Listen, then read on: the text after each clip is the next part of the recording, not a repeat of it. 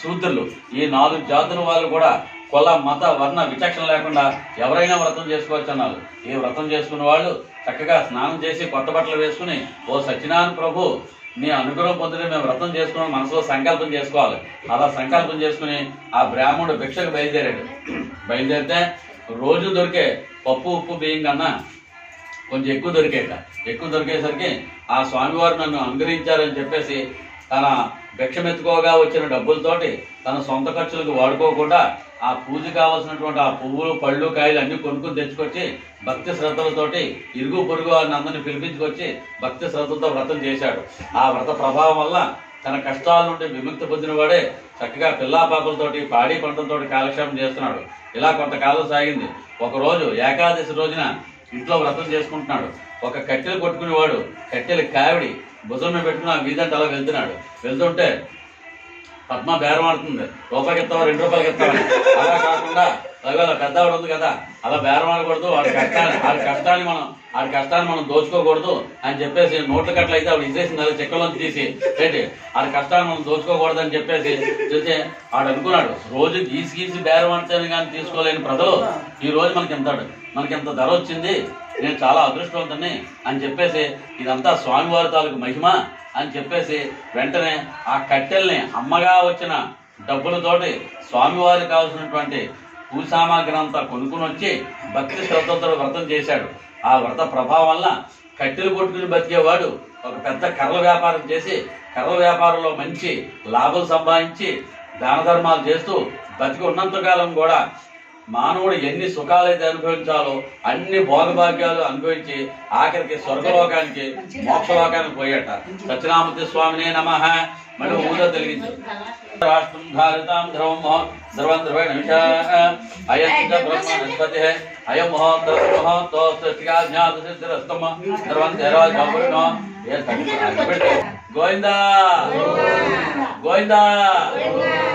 శిరస్సు సన్మంగళాని భవంతు నిత్య శిరస్సు నిత్యమంగళాని భవంతు ఆనంద కర్పూర నీరాంశోధ్యామి నీరాంశ. పూర్వం ఈ మహానుభావుడు తాలూకు లీలలు మహిమలు నారదుడు చెప్తుంటే శ్రీ మహావిష్ణువు చెప్తుంటే నారదుడు వింటున్నాడు. నారదుడు ఏం చెప్తున్నాడంటే, ఓ మున్షేష్లారా, పూర్వం తులకాంకుడు అనే రాజు ఉండేవాడు. ఆ రాజు తన రాజ్యంలో ఉన్న ప్రజలందరినీ కూడా తన సొంత బిడ్డల వల్ల చూసుకుంటూ పరిపాలన చేస్తున్నాడు. అతని భార్య మంచి సౌందర్యవతి, మంచి అందగత్తి, మంచి రూపం ఉంది, మంచి ఇల్లాలు. ఇరుగు పొరుగు వాళ్ళతో అందరితో స్నేహంగా ఉంటూ అందరికీ తల్లో నాలుగుగా ఉంటూ గయ్యాలిగా కాకుండా మంచి ఇల్లాలుగా పేరు తెచ్చుకుని కాలక్షేపం చేస్తుంది. అలా కొంతకాలం గడిచింది. అయినప్పటికీ ఆ దంపతులకున్న ఒకే ఒక లోటు ఏంటంటే సంతానం లేదు. సంతానం కోసం ఎన్నో నోములు వ్రతాలు పూజలు పునస్కారాలు చేసినప్పుడు కూడా సంతానం కలగలేదు. ఒకరోజు ఆ ఇంటికి ఒక సాధువు భిక్ష కోసం వచ్చాడు. ఇంటి నిలబడి భవతి భిక్షాందేహి అని చెప్పేసి చేయబట్టాడు. పెట్టేసరికి భవతి భిక్షాందేహి అని చెప్పేసి అనేసరికి, ఏమ్మా ముఖంలో ఏమంత విచారంగా ఉన్నామని అడిగేసరికి, స్వామి నాకు మంచి భర్తనిచ్చాడు, మంచి ఇల్లు ఉంది, ఐశ్వర్యం ఉంది, అన్నీ ఉన్నాయి, కానీ సంతానం లేదు. సంతానం కోసం నేను చేయని నోము లేదు, మొక్క దేవుడు లేడు అనేసరికి అప్పుడు ఆ సాధువు ఏమన్నాడంటే, భద్రశీల నది అని ఒక నది ఉంది, ఆ నదిలో స్నానం చేసి ఆ నది ఒడ్డిన కార్తీక మాసంలో కానీ మాఘమాసంలో కానీ వైశాఖ మాసంలో కానీ మీ దంపతులు ఇద్దరూ కూడా అక్కడికి వెళ్ళి పూజ చేసినట్లయితే సత్యనారాయణ స్వామి వ్రతం చేసుకున్నట్లయితే తప్పకుండా మీకు సంతానం కలుగుతుందని చెప్పి అన్నాడు. ఏమో ఏ పుట్లో ఏ బాగుందో, ఎవరు ఏం చెప్తే అది నిజం అవుతుందో అని చెప్పేసి ఆ సాధువు చెప్పిన మాట ప్రకారము భద్రశీల నది ఒడ్డుకు వెళ్ళి చక్కగా నదిలో స్నానం చేసి ఆ నది ఒడ్డున ఆవు పేడతో అలిగి 5 రంగులు ముగ్గులు పెట్టి చక్కగా మండపం చేసి ఆ స్వామివారిని అలంకరించి స్వామివారి వ్రతం చేస్తుంటే ఆ నది నుంచి ఒక షావుకారు వ్యాపారం కోసం అలా వెళ్తూ ఈ రాజుగారికి ఇల్లు వాకిలు లేదేమిటి, ఎవరైనా ఇంట్లో చేసుకుంటారు లేదా కొండ మీద చేసుకుంటారు, ఇక్కడ ఏదో పూజ చేస్తున్నాడని చెప్పేసి ఆ పూజ ఏంటో తెలుసుకుందాం అని చెప్పేసి ఆ పడవను ఒడ్డుకి తీసుకొచ్చి చూడగానే తీరాముచ్చి సత్యనారాయణ ఫోటో కనబడింది.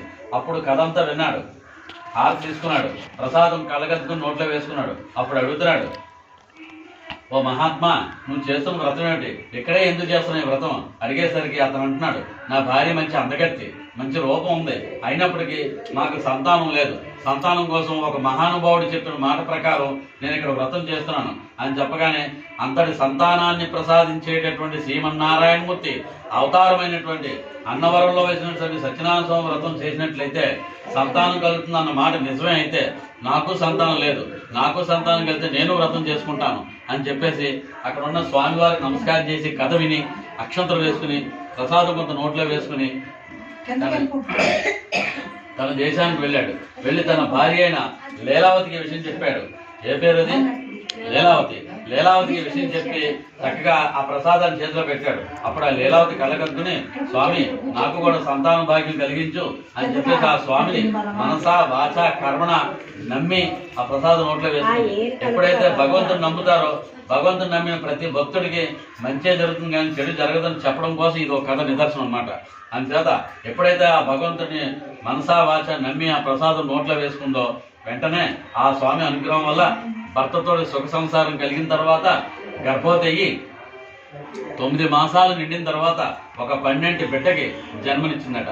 ఆ బిడ్డ ఎలా ఉందంటే అమావాస్య నుంచి పున్నానికి చంద్రుడు పెరుగుతాడా ఎలా పెరుగుతుంటాడు, మంచి తేజవంతంగా కళగా పెరుగుతున్నాడు. అంచేత ఆ అమ్మాయికి కళావతి అని పేరు పెట్టుకున్నారు. కళావతి అని పేరు పెట్టుకుని లేక పుట్టిన సంతానం చేత చాలా గారాభంగా అల్లారు ముద్దుగా పెంచుకుంటున్నారు. అప్పుడు భార్యకు వచ్చేసింది, నాదా మనం సంతానం కలిగితే వ్రతం చేసుకుందాం అనుకున్నాం, ఇప్పుడు సంతానం కలిగింది, ఇప్పుడు వ్రతం చేద్దామంటే ఇప్పుడు నాకు తగినంత తీరిగా సమయం లేదు, ఇంకో మరుసటి రోజు ఎప్పుడో చూద్దాం అని చెప్పేసి కొంతకాలానికి వాయిదా వేశాడు. రోజులు, వారాలు, నెలలు, సంవత్సరాలు అయిపోయాయి కానీ ఈ వ్రతం చేయడం కనబడలేదు. అలాగా కాలంతో పాటు పిల్ల కూడా ఎదుగుతూ వచ్చిందట. మంచి యుక్త వయసు వచ్చింది, పెళ్లి చేయాలని అనుకున్నాడు. అప్పుడు తన కొట్లో పనిచేస్తున్న 4 కుర్రాలను పిలిచాడు. 4 4 దిక్కులకి పంపించాడు. మన అమ్మాయికి ఆస్తిలో కానీ అంతస్తులో కానీ రూపంలో కానీ గుణంలో కానీ ఏమాత్రమో తీసుకోవడం ఒక మంచి షౌకారు కుర్రని తీసుకురమ్మని 4 4 దిక్కులకి పంపించారు. వాళ్ళు గ్రామాలు, రాజ్యాలు, పట్టణాలు అన్నీ తిరుగుతూ ఆఖరికి కుబేరుడితో సరిసమానంగా సరితూగేటటువంటి ఒక మంచి షావుకారుని చూశాడు. షావుకారు కుర్రను చూసి ఇతనే మన మంచి అమ్మాయికి ఈడు చూడని చెప్పి తీసుకొచ్చి షావుకారు చూపించారు. షావుకారు యొక్క ఆనందానికి హద్దులు లేవు. నా వంటి అదృష్టవంతుడి భూమి మీద ఉన్నాడు, నాకు ఇట్టి మంచి సంబంధం కుదిరిందని చెప్పేసి ఆకాశం అంత పదిరేసి భూమాత అంత పీటలు వేసి ఎవరూ చేయలేనంత గొప్పగా అంగరంగ వైభవంగా తన కూతురు పెళ్లి చేశాడు. కానీ ఈ పెళ్లి ఆనందంలో పడి చేస్తానన్న దైవకార్యం చేయడం మర్చిపోయాడు. మళ్ళీ భార్యకు వచ్చేసింది, నాదా మనం సంతానం కలిసి వ్రతం చేసుకుందాం అనుకున్నాం, అప్పుడు చేయలేదు, ఇప్పుడు అమ్మాయికి పెళ్ళి అయింది, ఇప్పుడు చేద్దామంటే ఇప్పుడు వద్దు, చాలా ఖర్చు అవుతుంది, బేపనోడు 2 గోసి కొట్లు ఇవ్వాలి, 2 జాకెట్ కొట్లు ఇవ్వాలి, ఆడపిల్లల ఆటలకి కట్నాలు ఇవ్వాలి, కోకలు బంగారు ముద్దలు ఇవ్వాలి, ఏంటి ఏ మనవడో మనవరాలు పుడితే అందరినీ బూర్ముఖతో చంపేయచ్చు, 4 ఊర్లు ఎట్టింది కదా పద్మ, ఒక బూర్ముఖతో అందరికి సరిపెట్టేయచ్చు అని చెప్పేసి మరికొంతకాలానికి వాయిదా వేసి అల్లుని తీసుకుని వ్యాపారం చేద్దామని చెప్పేసి ఇంకో రాజ్యానికి వెళ్ళిపోయాడు. ఆ రాజ్యంని చంద్రకేతు మహారాజు అని ఒక మహారాజు పరిపాలిస్తున్నాడు. ఒకరోజు ఆ రాజుగారి యొక్క గదిలోకి కొంతమంది బందిపోడు దొంగలు దొంగతనం కోసం ఆ రాజ్యంలోకి అడుగుపెట్టి ఆ బంగారాన్ని, నగల్ని, డబ్బులు, వజ్రాలు, వైడూర్యాలు ఇవన్నీ మూట కట్టుకుని దొంగతనం చేసి పరిగెట్టి పారిపోతుంటే ఆ రాజ్యాన్ని కాపలా కాస్తున్నటువంటి సైనికులు, రాజభటులు ఈ విషయం చూసి ఎవరో మన రాజ్యంలో దొంగలు పడినట్టున్నారు, వీళ్ళని పట్టుకుని రాజుగారికి అప్పచెప్తే మనకు మంచి బహుమానం ఇస్తారు అని చెప్పేసి ఆ దొంగలంగాలు పరిగెడుతున్నారు. చాలా దూరం పరిగెట్టేసరికి వీళ్ళకి ఆయాసం వచ్చింది. ఏం చేయాలి? వెనకాల చూస్తే భటులు తరువుకు వస్తున్నారు. వీళ్ళకి దొరికిపోతే రాజుగారు ఉరిశిక్ష చేస్తారు, ఏం చేయాలి అని ఆలోచనలో పడ్డారు. అప్పుడే వ్యాపారం కోసం ఈ షావుకారు అల్లుడు ఆ ఊర్లోకి అడుగుపెట్టేసరికి వీళ్ళకి ఒక ఆలోచన వచ్చింది. ఈ బంగారం, నగలు, డబ్బులు, మూటలు కూడా ఈ షావుకారు అల్లుడి దగ్గర విడిచిపెట్టి పారిపోయేసరికి ఆ వెనకాల నుంచి తరువుకు వస్తున్నటువంటి భటులు వీళ్ళ దగ్గర మూటలు ఉన్నాయి, వీళ్ళే దొంగలు అనుకుని చెప్పేసి తాళ్ళతో కట్టేసి గొలుసులతో బంధించి రాజుగారి దగ్గర తీసుకెళ్లారు.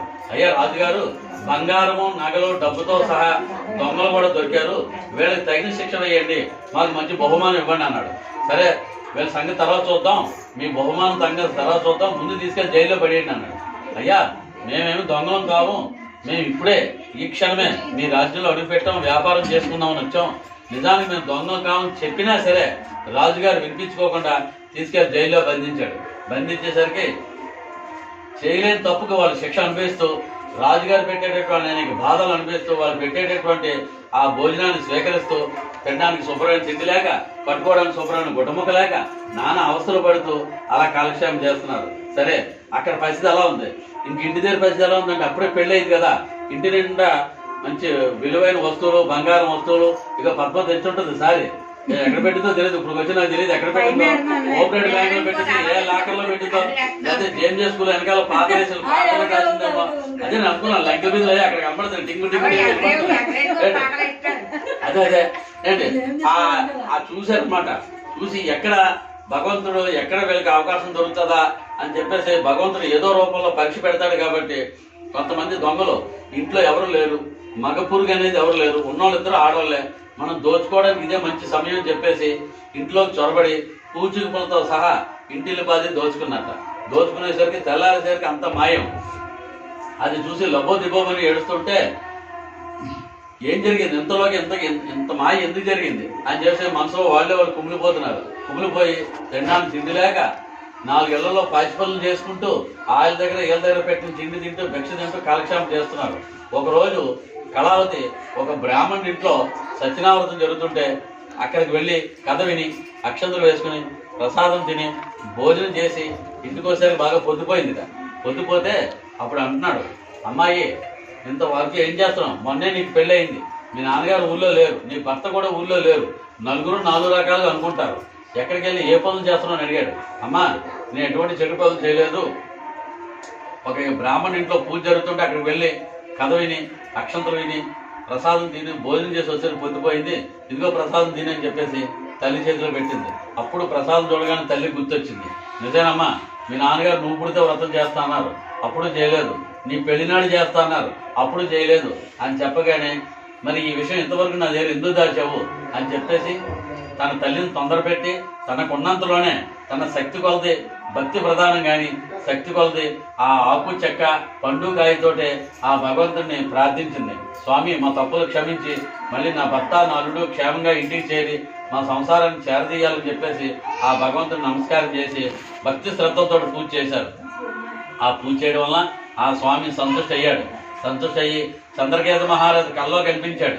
కల్లో కనిపించి, ఓ రాజా, అన్యాయంగా బంధించి ఉన్న షావుకారు అల్లుడిని విడిచిపెట్టి, లేదా నీవు నీ రాజ్యము నీ సంపద అంతా కూడా సర్వనాశనం అవుతుంది అని చెప్పగానే తెల్లవారుజాము వచ్చిన కళ నిజం అంటారు. కాబట్టి తనకు వచ్చిన కళ మరుసటి రోజు సభ ఏర్పాటు చేసి మంత్రుల్ని పురోహితుల్ని పండితుల్ని అందరిని పిలిపించుకొచ్చి నాకు ఇలా కళ వచ్చింది, ఈ కళతాల నిదర్శనం ఏంటి, నా తక్షణ కర్తవ్యం ఏంటి, ఇప్పుడు నాకు మంచి హితోపదేశం చేయండి, మీరు అందరూ కలిసి ఏం చేయాలో చెప్పండి నాకు అని చెప్పగానే వాళ్ళందరూ కూడా దీర్ఘంగా ఆలోచించి లెక్కలు వేసి మనం అన్యాయంగా బంధించున్నామో ఆ షావుకారుని విడిచిపెడేద్దాం, లేదంటే మున్ముందు ఈ రాజ్యానికి ఎటువంటి కరువు కాటకాలు వస్తాయో ఎటువంటి ఉపద్రవాలు వస్తాయో అని చెప్పేసి ఆ షావుకారు నల్లుడిని విడిచిపెట్టడానికి తీసుకురమ్మన్నారు.